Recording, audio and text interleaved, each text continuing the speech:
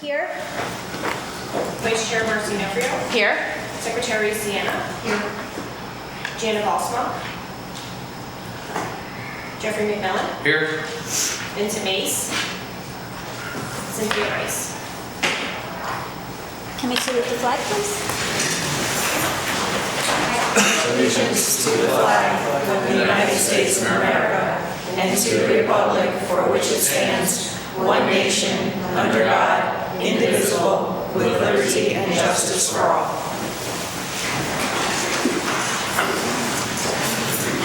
Visitors' comments? Okay. Student representatives? Hi, girls. Hi. So tonight we're going to start with the 10-year NEASC evaluation visit at NBHS took place from October 3rd to 6th. The Board of Ed members were interviewed on October 3rd. The visiting NEASC team toured the campus, visited classes, interviewed students, and met with faculty on October 4th. Additional interviews with central office staff and building personnel took place on October 5th, with the visiting team providing an informational summary report to the faculty on October 6th. A final informal report will be provided by NEASC to NBHS later this fall. The final report will include findings specific to the NBHS growth plan that was developed following the collaborative NEASC visit during the fall of 2019. Ms. Lee and Ms. Redmond have been the NBHS NEASC co-facilitators and have led the work in this area completed at NBHS since 2019. The National Honor Society induction ceremony was held on October 26th. Students who qualified academically were provided an opportunity to submit applications, and the official induction process took place this fall. Students who were accepted will be able to indicate this information on their college applications as seniors. And flex time takes place daily during the middle of the school day with lunch and includes an advisory presentation every Friday. Mr. Woods provides the faculty with an advisory agenda each week. Sessions have included introductory information for the opening of school, thought shift calendars, spectator guidelines for athletic events, flex time, driving laws, and Global Citizen Club collection for Afghan refugees. And finally, we have a sports update at the conclusion of our fall season. So far this season, the football team has a 2-3 record with their next game tomorrow against SMSA. The volleyball team ended our season with a 6-14 record, the best record of our current coach. The field hockey ended their season with a 12-2-2 record and is playing their first Shoreline tournament game on Monday. And our girls and boys soccer and cross country all worked hard this season despite their limited number of players. And I do want to comment on the efforts of the volleyball team. I had an opportunity to practice with them in a scrimmage the other day on the opposite side of these young athletes, and I was thoroughly embarrassed by my performance and impressed with how far you have come as a team. It's awesome to see. And our field hockey team, once again, has had a wonderful year. I think we've only lost 2 games to Valley Regional and to Branford, very close games, and we're ready for the Shoreline and then the States. So things are going really well. So we're really happy for our student athletes. I went to the Honor Society induction the other night. You did a wonderful Great job. job. Oh, thank you. You did a wonderful job. Thank you. That was a special night. So, okay, that's it. Yeah, sure. Free to Be go. sprung if you want. It's an early night. You get out early tonight. Thank you. Thank you. Thank you, Good girls. job. Motion to adjourn. Yeah, I'd like to make a motion to approve the minutes of the September 16th, 2021 Board of Education meeting as submitted. I'll second that motion. Any discussion? Can I have a roll call vote? Chairman Papa-Holzer. Yes. Vice Chair Nofrio. Yes. Secretary Sienna. Yes. Jeffrey McMillan. Yes. Then I would also like to make a motion to approve the resignation from Ms. Kimberly Toole, mathematics teacher at North Branford High School, effective January 2nd, 2022. Second motion. Any discussion? All in favor? Aye. I'd like to make a motion to approve the resignation from Ms. Lauren Berry, grade 3 teacher at Totucket Valley Elementary School, effective October 15th, 2021. Second motion. Any discussion? All in favor? Aye. There's another one to approve the resignation from Ms. Nancy Bianchi, Coordinator of Special Services, effective December 23rd, 2021. Second motion? Any discussion? All in favor? Aye. Keep going. Before we go on, I'd just like to recognize those three employees. Ms. Toll is taking a coaching position, a math coaching position, so it's an advancement, and she's done a lot of administrative work with us over the years, and we wish her nothing but the best. Lauren Berry is one of our own, North Branford graduate, and has been with us for several years. She has become an assistant principal in a small shoreline school, so she's advancing as well, and has a great deal of opportunity here in North Branford. And lastly, Nancy Bianchi is actually leaving the field of education and going in and following her profession in another field. So we wish them all nothing but the best. Scott, you received one more retirement resignation. I do. I'd like to read that if I could. Yeah, go ahead. I received a retirement resignation from Rose Angeloni, our secretary at Tucket Valley Elementary School, effective on December 10th of this year, after 15 plus years of dedicated service to the school community.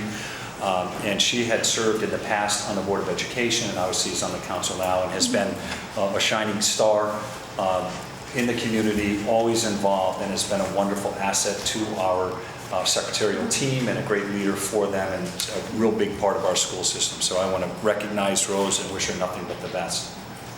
So thank you.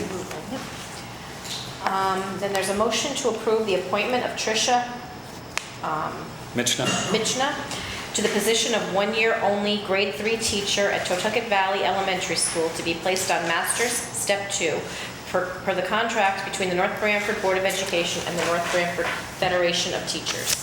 Second that motion? Any discussion? All in favor? Aye. Superintendent's report? Okay, as you can see, the communications are under Exhibit B. I'm not going to obviously read through them. We are not currently taking field trips at this time. We're waiting until the governor's executive order is lifted, and we'll start to entertain a number of those things. I have attached the finance report for you. If there's any questions, I think that was emailed to you in advance. Ms. Vaughn is here this evening to discuss any questions or anything that you have for her. If not, we have our line item transfer that I'll need a motion to approve as well. So is there anything with the finance report that you have a question on? Or?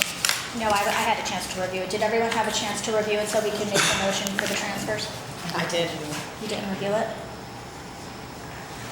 Can we pass it on? And the three of us, that's abstains? Yes. Yeah.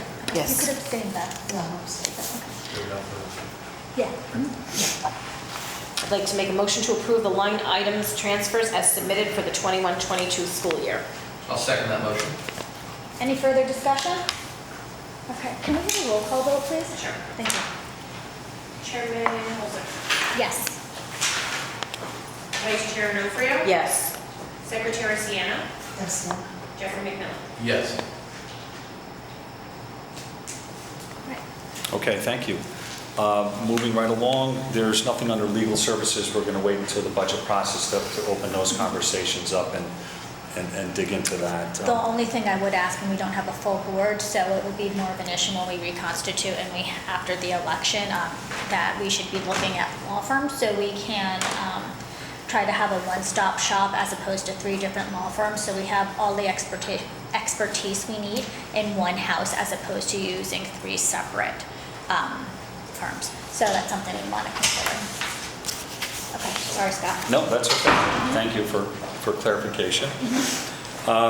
Moving on to our COVID-19 update. I've been meeting with East Shore Health and the 3 surrounding towns. I sent a letter to you today. Tomorrow morning, there'll be a more detailed email coming to you from East Shore Health with the 3 superintendents, specifically around vaccinated students who may have to go into quarantine, but if they're vaccinated and they're asymptomatic, they do not. So there's more clarity there. Okay, good. So that will be sent tomorrow to the entire district. The update, as it also mentions, the testing after 5 days, return after 7, which is a reduction from the 10-day quarantine. So we're really going in the right direction. Things are flattening out. We had 24 cases in North Branford this month. 3 this week, and we have not had a positive case. I think we had one 2.5 weeks ago, but in the last 30 days, I think we've just had 1 case. So we're really in good shape right now. We're going in the right direction, and we're hoping to continue that. And I sent clinic dates for 3 clinics at NBIS that those who are wanting to get a booster shot, our staff members, our board, obviously, those dates are on 3 Wednesdays consecutively. So look at those dates. You're welcome to come in from 4 to 8 o'clock, and they'll be offering both the Moderna and the Pfizer.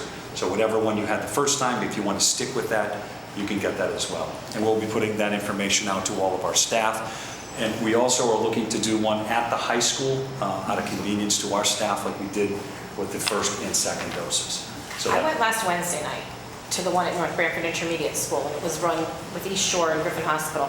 There was nobody there. I took my dad, and we were the only, and my daughter-in-law, the 3 of us, we were the only ones there.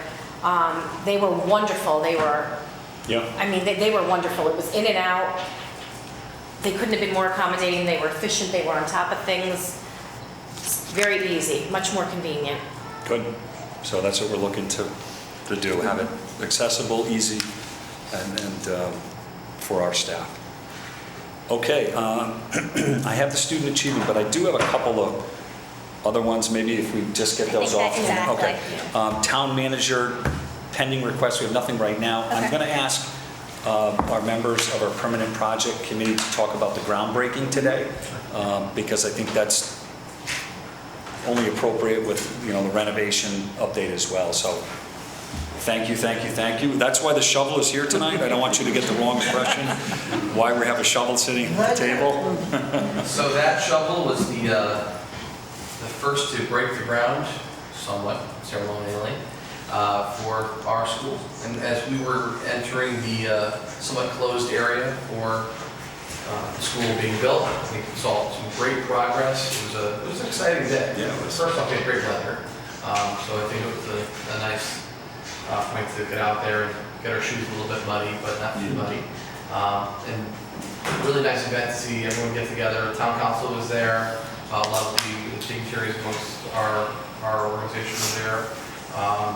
People within our town hall, obviously Scott and the rest of the board, as well as our committee, with the projects committee. Each took a nice picture and wearing some great hats that I think we all look really good in, and some great vests to wear as well. I personally wanted to keep mine for other reasons, but they didn't allow me to. But no, it was a really exciting event, and it's just proof of the pudding that we're getting this project done. We're putting together, I think you had mentioned it was the fastest. The quickest one that the state has done in several years, because we were so ahead of it with the paperwork and the support of our state rep and those who are in the power to be that can help us push that along. And it went really well. That's a credit to everyone in this room and the work that we're doing. It's exciting. We're having a new high school very soon, and it's going to be great. It's going to bring a lot of pride to North Branford, to our Thunderbirds. Amen. I want to add one thing to that, if you don't mind. When I was walking on the site, there was a portion that was excavated to the lowest depth that the building would be at. And I specifically said, there will be no more water in the school, right? We're not going to have a river through the school, right? And there was no water in the hole. We've had a very rainy few days, right? So anybody who's worried about water being on the site or in the new high school, there is no water.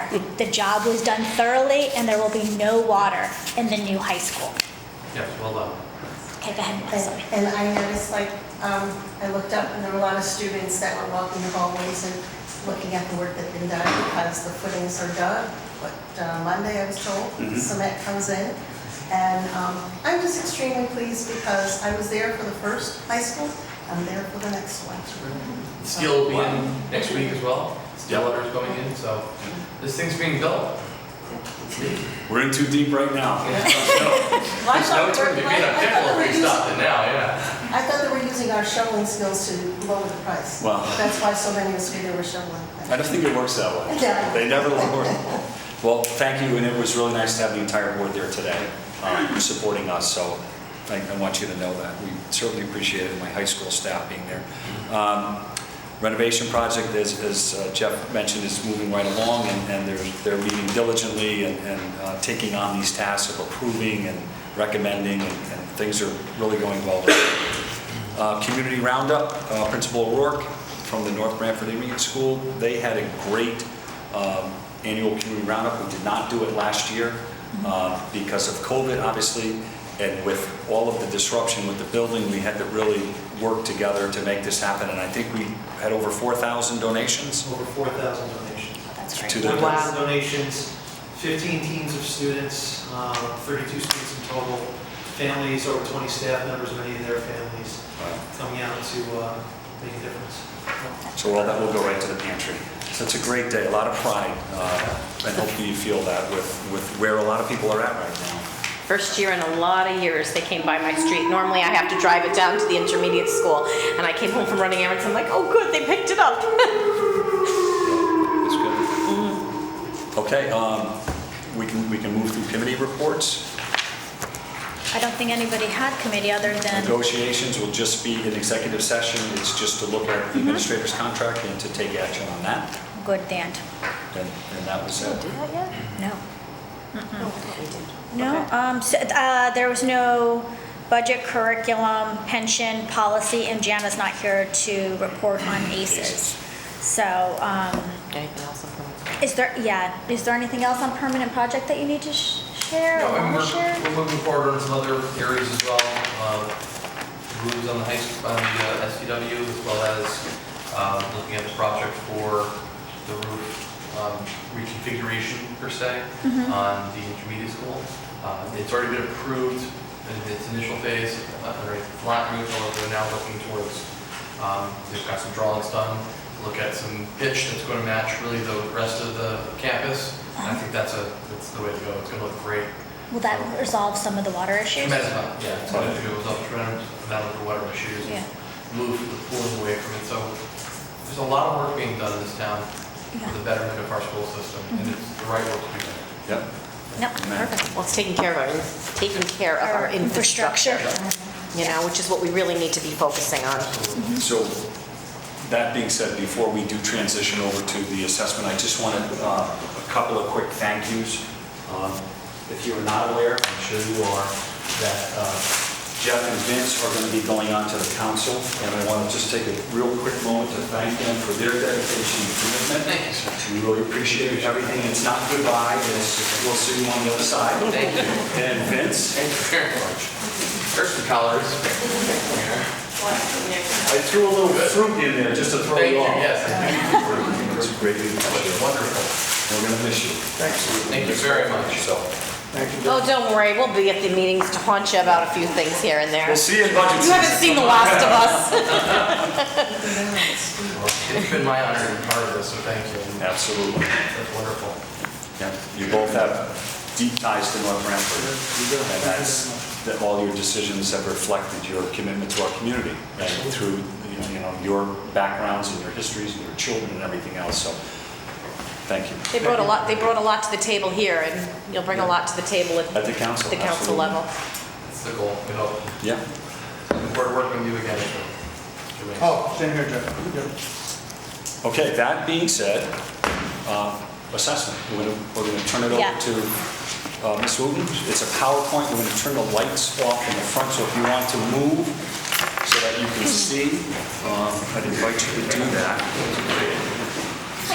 So at the last, I'll just intro it quick as the handouts go up. At the last meeting, we handed out just a very simplistic bar graph No, more. of grades 3 through 8 and the high school SAT. And at that meeting, there were questions that we wanted to say tonight to go into a little more in-depth analysis and to share with you the action plans that the buildings have developed over the last 4 weeks. So that being said, we're going to walk through, we're going to define things that are important for you to see and to understand, so we should kind of look at what goes into these numbers will help you. Feel free to stop us at any point and ask questions of Ms. Wooten. If you walk out tonight, I'm going to tell you there's a lot of information here. Email those questions to us. We'll get them to Tracy or email them directly to Tracy if you have specific questions, or to the administrators in their building, and they will clarify any of these points. Okay? Tracy? Scott, though, if questions come through, I would like them correlated so that we Everyone can- sees them. Everyone, yeah, Yes. because, yeah. Yeah. Absolutely. Good evening. So we'd like to start this evening's presentation with some of what we received from the state prior to scores being released to us. And those were words of caution that really wanted everyone that was going to look at these scores, school districts, the public, state, everyone, to remember a few things. That these tests are very different than the ones prior, that they should not be compared to the years prior. We have different graphs that do those comparisons, and I've tried to make sure that they are as accurate and as like as they can be. But it is most important to remember that our students tested last year in extreme circumstances that we've never encountered before. So students are defined in 3 learning models over the years for this test. It is fully or mostly in person, which means 75% of the membership days were in person. This is given to us. We don't actually decide who this is. The state gives it to us from attendance information. Those students that attended in a hybrid learning model, which is 25 to 75% membership in person, and then the last was less than 25% membership in person. Those students were learning remotely for a majority of the school year. When did they test? They tested in March, correct? Testing begins in March. Most of our students tested at the end of April and May. Okay. So the testing window is from middle of March to beginning of June Okay. in a regular year. So Tracy? Yes. If someone chose to be remote last year, Mhm. right? They had that choice, and there were kids that were fully in person, they were testing different ways. within the So same they district. were testing different ways, but even if you were remote, we did encourage everyone to test on site. So there were 2 methods of testing. You could test remotely, or you could test on site. So some students that were learning remotely still test on site. I will tell you that in our calculations, only on-site testing was included Okay. because of the validity of test scores, and quite honestly, that we did not have, there was security issues, if you will, Yeah. with testing at home. Right, exactly, okay. So we only I included testing for all models, but only tests that were taken on site. Okay. Do you know what percentage of students participate? You'll see Okay. all of that. Sorry, So, I'll be quiet now. Sorry. I'm happy to answer questions, but Yeah. honestly, we made sure we included it because it is important to understand there are many different factors that influence these test scores, and it's important that everyone recognize that what we tried to do was make sure that we gave you all the information and many of the variables that impacted those scores. Okay. So just for people, again, who may not understand or be aware of what exactly went on last year, was that there are many students that learned different ways. People learned in school, they learned both in school and out of school at different times during the year. Some students, because of quarantine and other issues, actually switched very often, which causes another disruption in itself. And then there were our remote students. So we also questioned about who and how many tested remotely, because again, it's very difficult to guarantee the security of a testing situation when it's not within the district itself.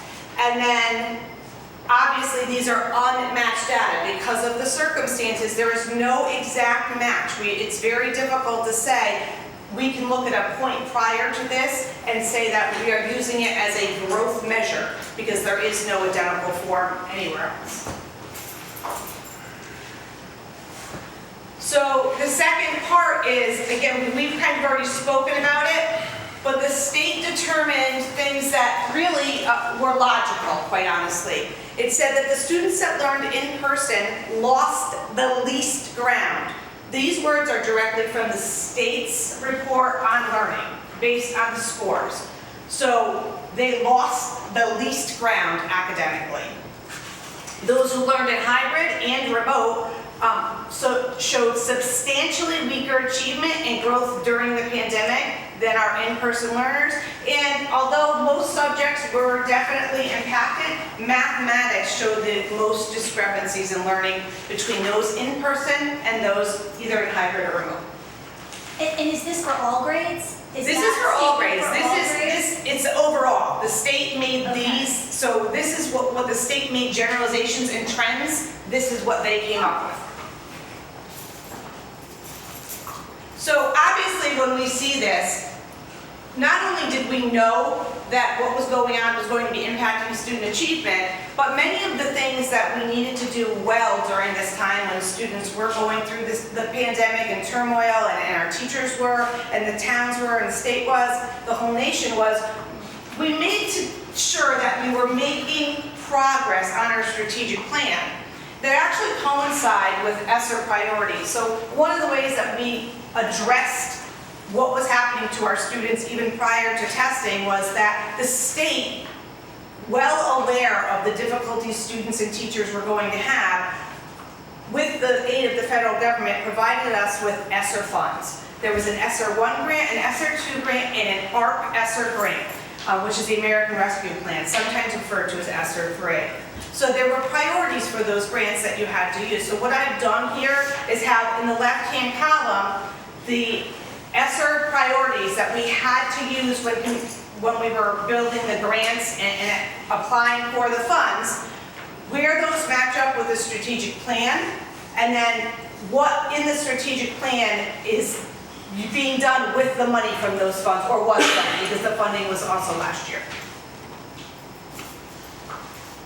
So obviously, we have to show accountability for the money received. If you look at some of the surrounding towns, there was a town that was close to us that was just in the spotlight for misuse of funds through these accounts. So as part of the reporting mechanism, we have to show what we did, why we did it, and the progress on what our goals are. So one of the ways we wrote this grant was exactly that, showing that it connected to our original priorities for our district, and that we knew what was going to be able to support kids 5 years ago when we wrote that plan. And quite honestly, most of the things they want us to do are similar. It's just a focus and some additional supports for students and teachers. One of the things Scott just mentioned about another town, I think it's very important that people understand. We received from the federal government, from the state, an amount of money for each of these grants. And I'll just use the ESSER 1 as an example. For ESSER 1, we were originally awarded $68,000. It was a very quick turnaround for the application, and because there was unused money, we petitioned the state for more money. We ended up getting $450,000. From 68,000? From 68,000. And that was one of the reasons, our position application on that was that we were in school and many schools were not last year, so we paid for tents, we paid for sanitizers, we paid for all different things. But when you get to now, and the money that's really considered to be transformative for schools, that's the ARP ESSER American Rescue Plan. That money is given out in relation to Title I, with a few other indicators. But it really is the difference between a North Branford of like $600,000 and even a Clinton received over $1 million. What's Title I? Title I is free and reduced. Got it, okay. So, and we are in Dirt E. Many of you can't see this, but I have handed out some, and the presentation will be available online at some point soon. So our DIRG helps to determine how much money we get, as well as Title I, and there's a few other things, but it's important to recognize that many of the towns that we normally compare ourselves to, we are all in different positions. We have different funding, like I mentioned. Even at Clinton, a Westport got more money than us, but there are places that got less money than us, and it's really about how you can use this money to move forward. The DIRGs are determined by median family income, parental education, and occupation, which I think it's important to point these things out because many people don't understand what goes into these formulas. Percentage of children living in families with a single parent, eligible for free and reduced meals, percentage of children who have English as a second language or ESLs, and then the number of students attending the school districts. And I specifically pointed out, and later we'll talk about what types of DIRGs make up the area. So when we looked at this, and again, using the state guidance and interpretation of these results, they really warned us and said, if you're not at 90% participation, it's not as valid as testing prior. Normally, in a normal year, 95% is the benchmark. If you don't hit 95% of testing in any population or your entire district, you are cited. So they didn't impose that this year because it was so difficult with students not being in school and being in school and disruptions to the educational process. But they warned us then saying, if you didn't have 90% participation in your district or in other districts, really that data should be not considered completely valid or accurate. Yes? Do we always have 95% participation, or have We there have- been years where we complained? There was 1 year when one group did not have it, and there was a group that during the field test was in a particular grade, that as they went through school, continually that attendance or participation in those grade levels were not good. I remember that. Okay. So again, at 90%, they consider 90% participation to be representative of the whole group. So what we've done, again, I mentioned this prior, is that in making the calculations, I only included the in-person testing, and I weighted learning models by number of students in each of them, as well as subgroups. So you'll see this. What we did was combine all of the in-person test taking. For me to show you the 3 breakouts for every single grade, for every single district is quite overwhelming. And quite honestly, the state is using the in-person testing for all students regardless of learning model as a base. That is their baseline moving forward. So it's important to consider that whole group together. When you consider the group, it is important to recognize, though, how students did learn, what model they did participate in. So if you look, we have a grade 3, and then I have it broken down by mostly in-person, hybrid, and mostly remote. Again, this is information we received from the state. We did not calculate it ourselves. I have going down the totals for each grade, and then on the right-hand side, it shows what % of those students tested. So in general, students in the in-person model tested between 95 and 100% of students that were learning in school took the test. Hybrid among about 80 to 89%, and then students who were remotely learning, I think the highest was 71%, and it went all the way down to approximately 30% participation. So you will see the purple letters underneath. Those are the DIRGs that we spoke of.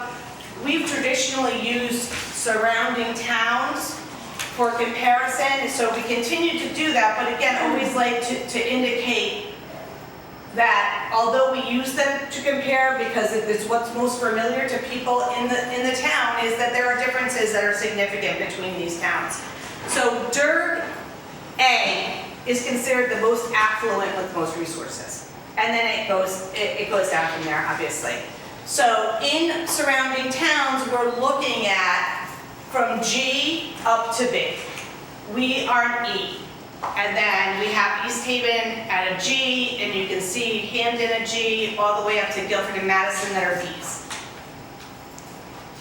So if you look, I arranged this actually by the lower slide to show test participation. If you look at that lower one, there's 93.56%, that's in North Branford Public Schools. So above that, you'll see how many students, grades 3 through 8, were eligible to test. And then 93.56% of them did participate in the test. So we have schools or districts like North Haven, Hamden, Wallingford, Region 13, and East Haven that were under that 90% mark.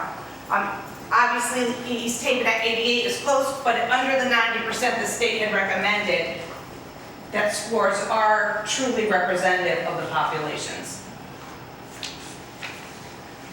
So here we have the people that took the test totaled 697 students. Of those 697 students, 88% were students that were in-person learners, 8.6 were hybrid, and then the 2.8 were remote learners.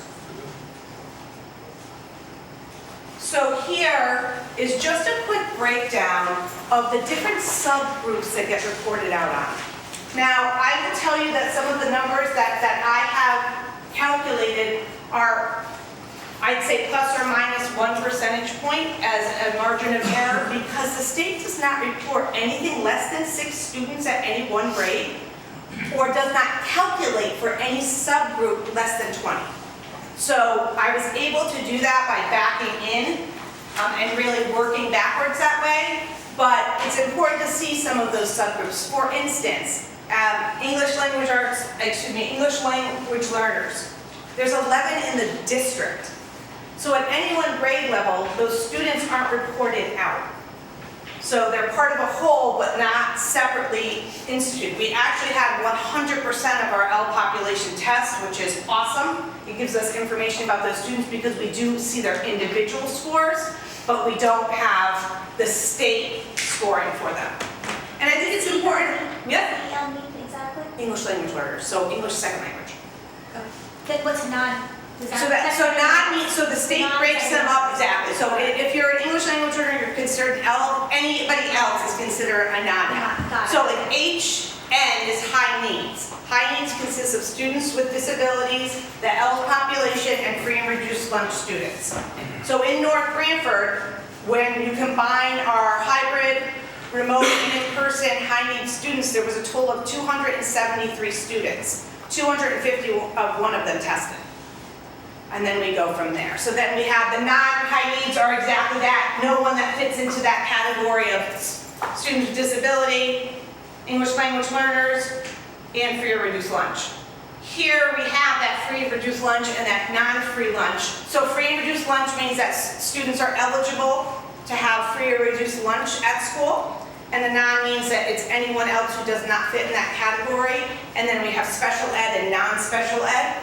So for instance, for in-person, we had 95 special ed students participate in school last year for mostly in-person. 93 of those students took the test. So we had a 97.89 participation rate for our special ed students.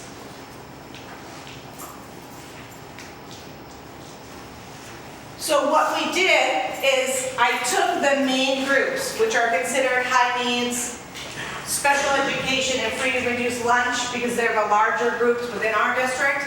And we talked about in grade 3, out of our 103 test takers, 67% of those students were non-high needs, 33% were high needs. The dark purple shows what our level was for levels 3 or 4 or meeting grade level or above. And then the light purple shows what the score for the non-high needs students were and what the scores for the high needs students were, on average, for grade 3. And these are weighted. So language arts is on the left, math is on the right. Yes, it is. Any questions? Like, are we going too fast or are we okay? Okay. I do speak quickly, so if you have a question or you need to repeat something, please just let me know. I'm glad you prefaced the scores not being good prior to us seeing this slide. So, I'm glad you prefaced it, said it's a rough year. So, we had special ed and non-special ed. Again, districts as a whole for third graders was 54.9% non-special ed and special ed. ELA on the left, math on the right. Free and reduced lunch, not free and reduced lunch. Tracy, how does free and reduced lunch impact education? So that is Title I. That's how most people, well, that is how the government determines Title I with a few other little nuances in it. So Title I, we get money for Title I. So what it says is that they expect these students may not have access to all of the supports that other students have. So we are provided funds to, like our Reading for Success program or our Summer Success program at TDS. I use those funds to support those programs so that we make sure that students that are in households that may be below the median income are provided with supports they may not otherwise have. Can you flip back to that slide? Sure.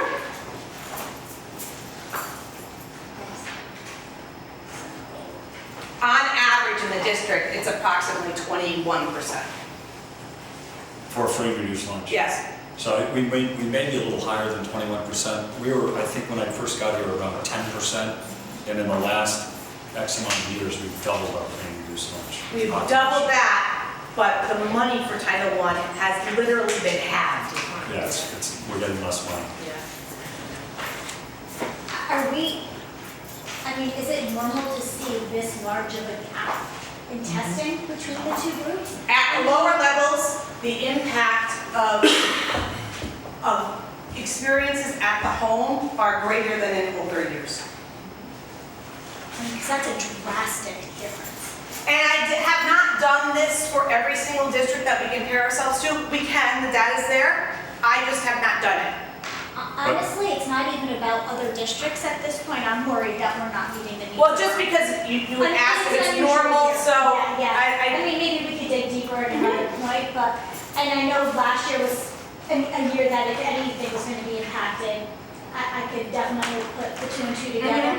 But that's something we should keep our eye on, because I don't want any kid in our town having that kind of a test score when another group, I mean, there's no necessary learning disability there. You're saying it's socioeconomic, so those are That's what that that's we need to be determined by, yes. wrapping our hands around more and targeting for assistance, if you will. That's exactly what it's called, targeted assistance. Oh, it is. Title I targeted assistance. Look at me. And, it's interesting, Sean, it's kind of like the unspoken group of students. It usually, you hear about minority populations and test scores that are not equitable, and a lot of times this group of, we're obviously classifying as free and reduced lunch, but those at or below the poverty line are a significant group of testers that don't succeed. Yeah.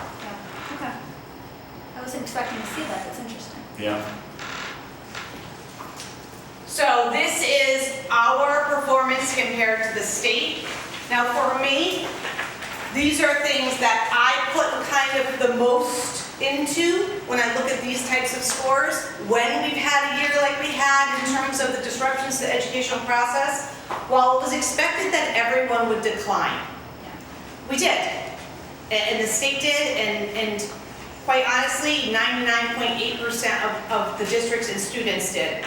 But we declined at a lesser rate than the state in language arts, and almost very similar in math. So those are important things to us.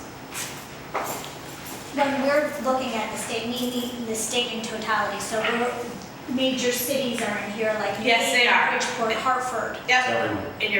And then you have both, obviously, both ends of the spectrum. Yeah. Your Darien, you have your, So we have the Westport and all that, that's all. everyone in the state. Do we have this in our dirt? I don't have this in our DIR, but yes, I do have it in our DIR, not in this presentation. Okay, I'd like to see that. But I can absolutely break that out for you. I would honestly have done everything, but after about 70 slides, No. Scott cuts me off. No, and I No, don't but think these are the- through 70, Honestly. actually part two. Yes, well, and that's why we really do try to limit for public consumption some of the numbers that we look at, but we are happy to provide that information and to analyze it with you. And that's we preface it with. Just take notes on your sheets, and anything that you want of us, send to us, and we'll get it for you. And these I will go through quickly. I always make the state blue and our Branford purple, and the gray are the other 9 towns surrounding that the board has asked over the years for us to compare to. I will say just very quickly that part of this and part of those first slides where I talk about the things that we've done in relation to the strategic plan and in relation to ESSER grants and things like that. We've had Columbia Readers and Writers Workshop in the district for approximately 3 years, a little more. That's when you start to see an initiative really start to have impact on learning. With mathematics, this year, we just implemented the standards aligned program, illustrative mathematics. So hoping it will not take 3 years, but that is the start of our journey with mathematics in K-10. Grade 4, high needs versus non-high needs.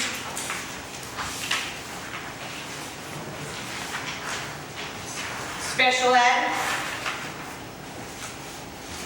A larger special ed per population than in some of the other grades. 21% is larger than this district average for identified special education students. We usually average around 15% in the district, 12 to 15%, just so you have a reference point. And special ed is defined as anyone with an IEP or? Ms. Alberti's here tonight if she wants to quickly define an identified student. Yep, the state gives a criteria. There's 14 disability categories, and any student who's identified under one of those through an individualized education plan is considered special education. And some of the other groups, like the ELL or the free and reduced lunch, you can hit both buckets at the same time. So when we were discussing the free and reduced lunch category, that could also include English language learners as well as the students with disabilities. Sure. There's overlap in there, and even in the statistics, they're overlapped in separate. So if you added up all the groups, they would be more than 100% of the population because students do belong to They're multiple counted groups. twice. Yep. Yeah. Free and reduced lunch, again, a large discrepancy. 22% here. Grade 4. Actually moved above state where we were not in language arts in 2019 and decreased at a lesser level than the state in mathematics. Tracy, when you're thinking of test scores as a success, right? Like we're seeing numbers. As a piece of a success, yes. As a piece of a success, right? Well, you know, education is pretty important. Where is your goal to get the education scores? I mean, I see. Honestly, we say 100%. Anything That's less, not but exactly. But that is the goal. The goal is always 100%. What's a realistic? Realistically, we should be at, I would say anything less than 60, you're still striving hard. Okay. That makes sense. That number was part of our conversation over the last month. Yeah. So as we get to our action plans, you're going to see how each building, in the language of their action plan, speaks to percentiles that they have. But it's not actually included in these slides, but they can tell you what their goals are.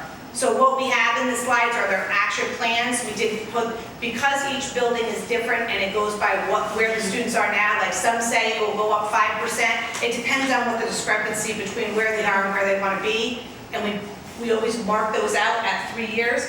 The state had for every single building throughout the state, regardless of achievement level, the state has a 13-year program where they expect everyone to be above 60%, and they tell you where you should be as each year increments. They're called the ESSA milestone goals. So this is English language arts on top, math on the bottom. Grade 5, high needs.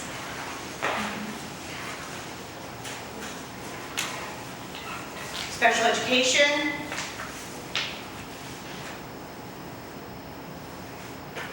Free and reduced lunch. Grade 5 is particularly impressive. They are the strongest grade in the district in terms of scores. Well, they're now their grades.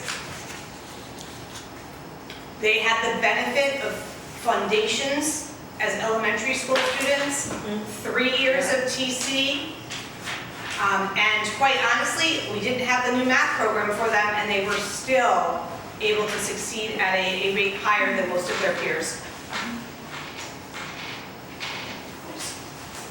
Grade 5, state, as you can see, they are extraordinary when it comes to their test scores, meaning there are dramatic differences between them and the state. Our 5th graders. Here's our comparison.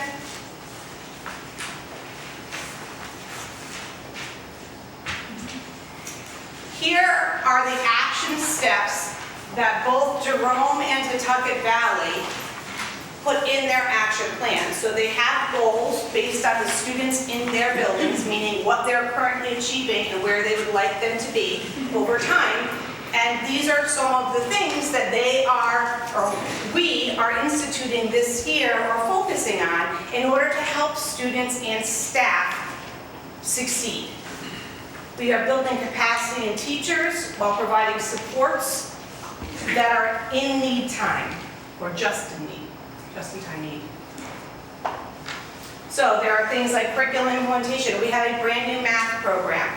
We are adding patterns of power for TC after 3 or 4 years of implementation. Our literacy coach, our administrators, our teachers have noticed that we want to provide extra support in terms of grammar and things like that to students. So that's where we then go out and supplement a main resource that we have for our curriculum. And that's patterns of power. So there are many things like that. Coaching cycles, I've been a big proponent of coaches from the very beginning. It is one of the main high leverage strategies that ESSER and the state and the federal government encourage all of us to use, professional learning communities, and walkthroughs, meaning bringing teachers and administrators through the school to see what high quality instruction looks like, help define it amongst themselves, and then try to make sure that everyone is getting there. Both Miss Parker and Dr. Welch can speak to any of those things if anyone would like them to now or at the end. I think they're going to take notes and Okay. submit them, so we can. So, second piece, Tier 1 support means the regular classroom. Tier 1 is universal instruction. It is every student in the classroom, this is what we're doing to support them. And then obviously right after that, there's math and literacy interventions. That is our response to intervention. It is interventions for Title I, it's interventions for special education, accommodations and modifications. It's everything that we need to do to support students that aren't on grade level to get them there. Great. Just a quick question. So I see you have like I don't know if you're calling it Tier 1 like a traditional learner, It's everyone. Tier 1 is instruction for everyone. Right. Okay. Okay? And then the intervention is for underperformers. Students that are not on grade level. Okay. And then do we have anything for kids that are, I don't know what you call them. We also call that interventions, meaning for RTI, response to intervention, we also service enrichment there. Thank you. Enrichment. That's what I do. We also have enrichment in that time. So we have RTI time in every building. It's called Flex at the middle school and high school. And those, we support students' needs, whether that need be challenge or support. It's the bookends. Yes. Okay. Well, and everybody gets something during that time, but yes, Okay. we do also. One of the main supports for students that are on those bookends, as you would say, will come in during that time. Okay. We no longer have a tag program, right? We no longer have a pull-out tag program, but there are enrichment activities that students participate in, and we still do identify gifted and talented students based on a criterion test. Okay. But we don't limit participation in those enrichment experience to those students identified. Okay. So tested, grade 6, high needs, special ed, free and reduced, lunch. Interesting if Shauna, you're looking at that one Yeah. compared to the others. Achievement. Comparative.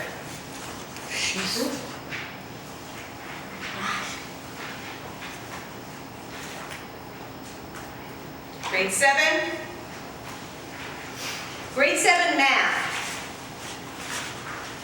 High needs scored higher. Oh no, I'm sorry. That's not what I'm looking at. My apologies. High needs versus non-high needs. And you can see we linger around 2/3 to 1/3 when it comes to high needs. About 66% of the population for non-high needs and 33 approximately for high needs. Special ed. free and reduced lunch.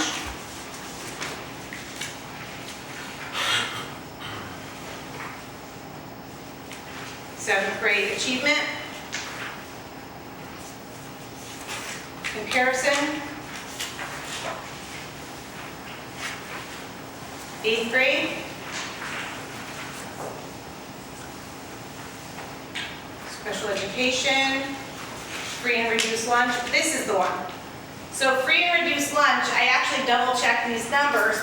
In ELA, you can see that the entire group, the non-free lunch, that's 75.8%, actually scored lower than our free and reduced lunch group.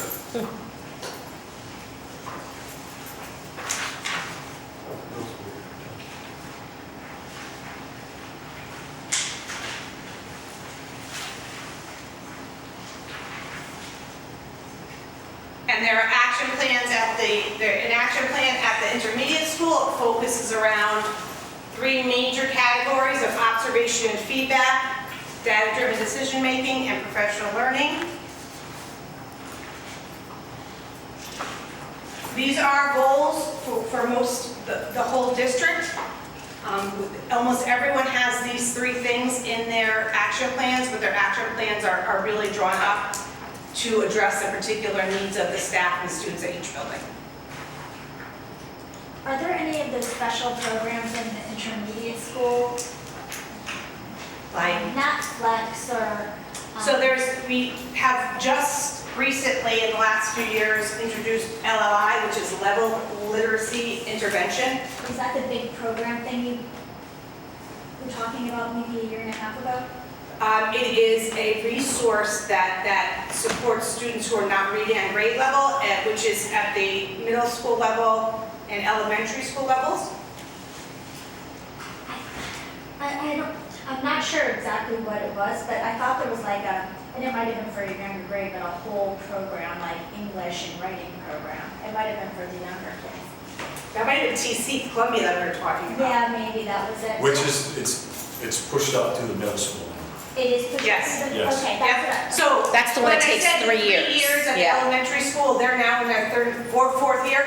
The middle school's in its 2nd year. It only started last year, and we didn't start fully, obviously, or not with as much as the other implementation because the pandemic. And are you, I mean, you're obviously tracking, right, the test score improvement as related to the implementation of those Absolutely. programs, right? Unfortunately, like I said, we can't use growth with this group, but we will with the next group. Yeah, Yes. exactly. It's hard to. And growth really is the main measure. Growth should be the main measure Right. always. Right, and So, you can't go from 40% to 80% in No. a year, but if we're instituting these programs and really implementing them properly, we should see incremental. so within the strategic plan, within ESSER, and within the buildings, data teams have all been reinstituted. One of the positions that we made with the grant money is our RTI coordinator, Heather Porto. She's actually helping facilitate those data teams, and that's exactly what those teams do. Okay.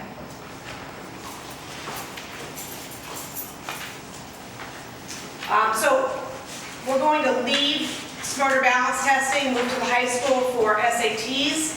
Just a few reminders, SAT had the same thing except they didn't test remotely, but they still had learners in 3 different models.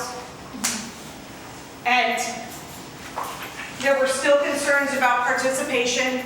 Again, it's that 90% that you're looking for to make some kind of representative statements at looking at trends. In all cases, our participation in North Branford was definitely on the higher side than most of the surrounding towns. What was interesting when we started to look at these scores was that we recognized pretty quickly, we had some dipsticks, if you will, throughout the year to see how many kids were learning remotely, which were their trends, were there certain grade levels, was it always seniors, was it always freshmen? Were freshmen coming to school more than others? 50 at mid-year, and I kind of consider that to be a good benchmark because we were over that Christmas hump, and 53% of our juniors were learning remotely. Wow. Were they quarantined? It couldn't, but that's what I'm saying. So we have more than one. I just picked this one because, again, trying not to show Kids were staying home for many different reasons. all the I data. just didn't know if we had like No, that class in particular was impacted for something. I don't know. some did it around sports. And quite honestly, Yeah. when we looked over the whole year, dipsticks, and Mr. Steffler and Mr. Quads can correct me if I'm wrong, the juniors were always the ones that had the most kids out. I'd like you to stay home and learn. We took arbitrary dates throughout the winter and spring, and then took the same date. I had spreadsheets from the remote learners and quarantine learners last year, and looked at those dates for each grade. Each spreadsheet had a tab for each grade. And clearly the juniors were the highest percentage of kids opting for remote, and some of those kids were quarantined, but the kids who were quarantined would obviously come back. But the kids that opted were the highest percentage. It's interesting. Yeah, that is interesting. It was right around when they were getting their driver's license. So what these show you are the average scores for SATs, the state average and the North Branford average. We took the difference, I took these groups separately because it was only one grade, you could do that. You could look at what were the scores that students that learned mostly in person, the average for the state and the average for North Branford, and then on the other piece of that, the kids that were in hybrid. The remote learners, we did not have enough for them to show me those scores. So many times I can figure out percentages by backing out into a total population, but I couldn't do that with an average score because I didn't know those scores.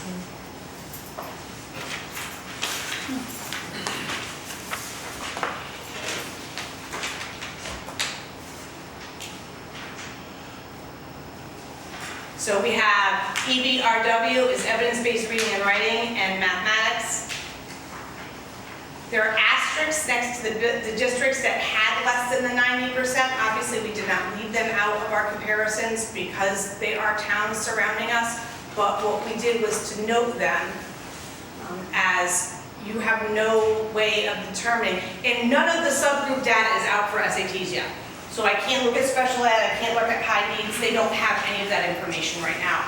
But when you look at the 90%, that's just it. I can't say, well, many of the kids that didn't test were students that learned remotely, but they didn't have this. We have no idea right now. So the state will likely come out with that information, but has not yet. And the action plan at the high school, their action plan goes from really helping students understand the importance of the SAT, especially for college, but also goes more about that the SAT is Common Core aligned, and it's not just about one score, it's about supporting students in being successful.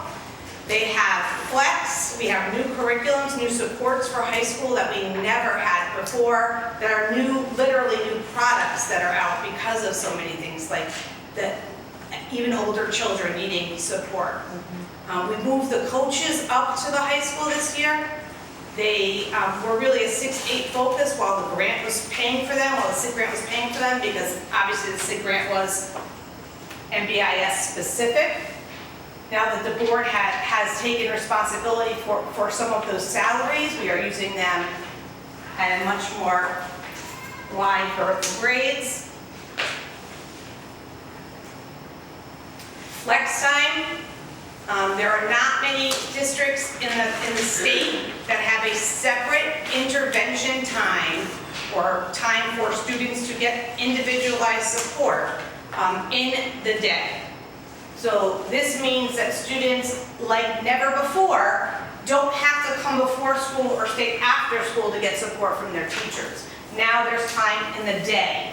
This was one of the things that was a driving factor in changing the schedules for the middle school and high school, and is now coming into fruition.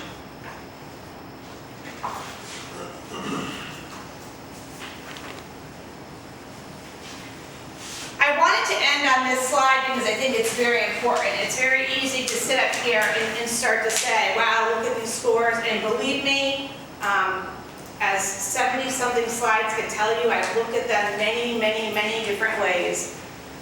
The administrators have gone through them themselves. Scott and I talk about this quite a bit. But if you're looking at your children's scores, or you're a teacher looking at the scores, what we try to tell them is, it does impact students, how they learned. Were they in person? Was it hybrid? Was it remote? We tried to do well by everyone, but there are a limited number of resources. And it's not an excuse, it's true. It's true for all districts. It wasn't just North Branford, it's true for everyone. Whether or not the person tested in person or remotely is huge. And attendance. There were kids that had, because the state literally relaxed the attendance requirements for schools, there were people that, students that took advantage of that. Parents, that had less, they were monitoring attendance less than maybe they would have otherwise. There were also new challenges. There were people who wouldn't work or couldn't work. There were people that lost people in their family. There were other health issues, food insecurity like we've never seen before. These things impact our learners. And then obviously as one of our grant priorities, we have an additional social worker this year because we are aware of some of the other issues and challenges that students are facing and the community is facing. And these all do go into how a student is progressing, whether it be academically or otherwise.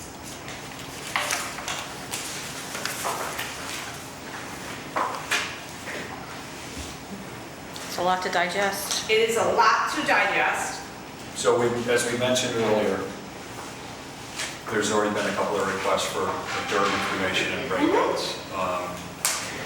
If you look at DIRG E, you probably won't recognize many of the towns, but those are the groups, those are the subgroups that will be collecting information for you. Kent is in there. I only think there's one or two other high schools in there, but we'll get that information. And as you have a chance and time to sit and go through and generate these questions, just get them to us, and then we can prepare for next month, and we'll have everything ready for you. Okay? The message we said that I sent to my administrative team, there's always room for improvement, there's always room for growth.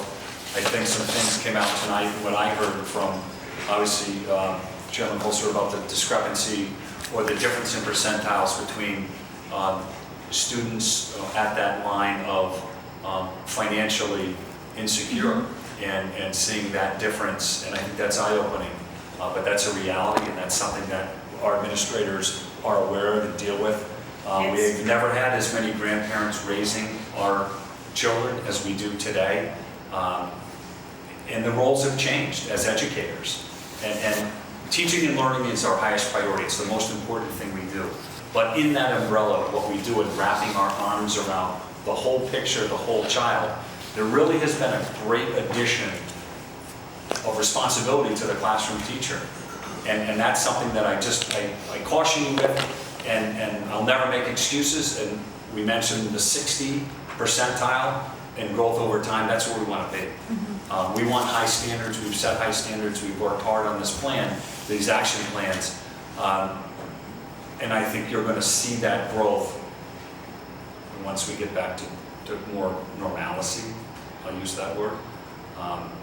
You know what I would just love to see? I mean, it's so silly, I know, but I would love us to do a survey from K to 12 of all the teachers and what would be on their wish list of resources. Not that we could give them all, but like what they are, like what would make their job better to deal with, the kids, and not just this year, but, look over a 4 or 5 year period of time. And what would make a difference in the educational outcomes? Is it another set of hands in the class? Is it electronic learning? I don't know what it is. So we did survey the teachers as part of one of the grant applications you had to. We surveyed parents, students, teachers, and what they said was support helping students with learning gaps or discrepancies and attending to the social emotional need of students. When was the survey distributed?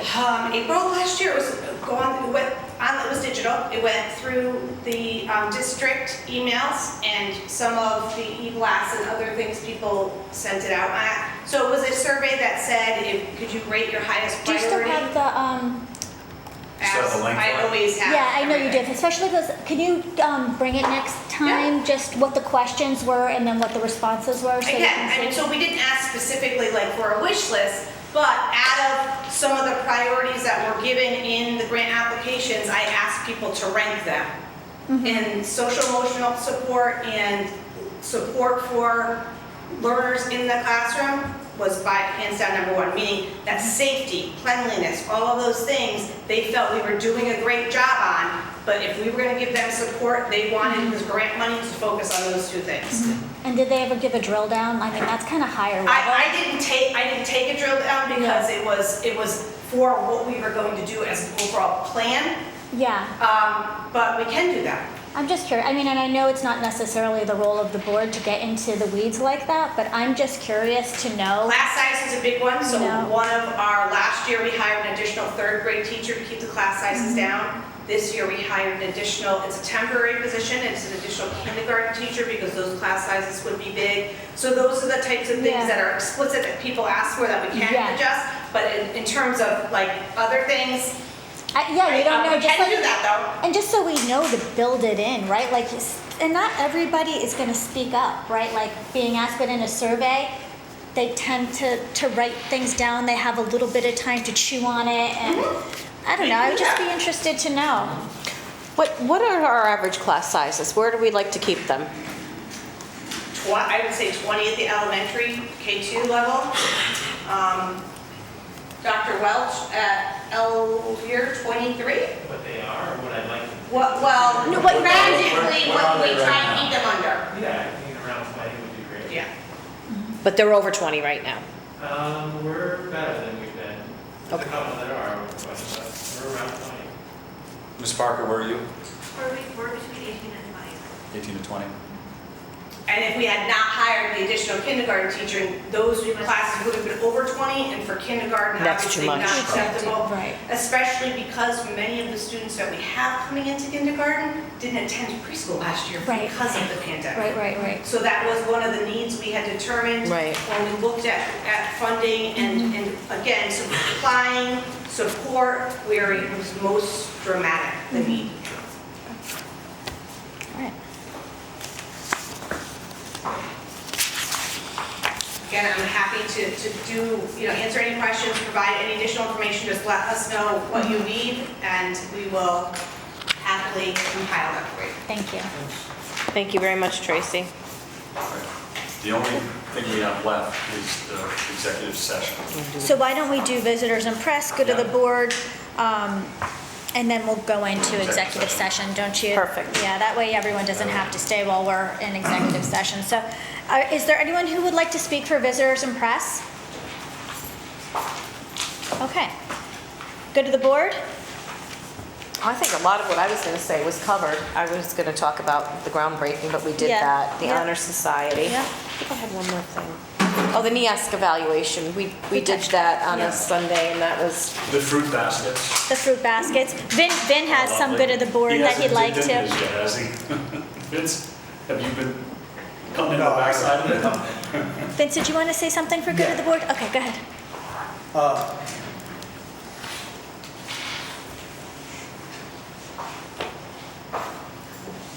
I want to thank you guys.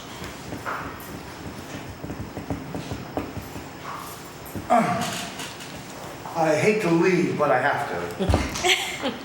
So I want to thank you guys, Beth, Shauna, Marcy, Scott, Martha, and everybody out there for allowing me to sit here and be a part of it. Thank you for your Thank you, contributions, Vince. but you'll be seeing us, don't worry. You two won't get rid of us, that's for sure. No. You can run, but you can't hide. Marcia, do you want to make a motion to adjourn to Yes. executive I'll session? make a motion to adjourn to executive session as per section 1-206A of the Connecticut General Statutes to discuss Agenda 9A negotiations. I'll second the motion. All in favor? Aye. 6:58.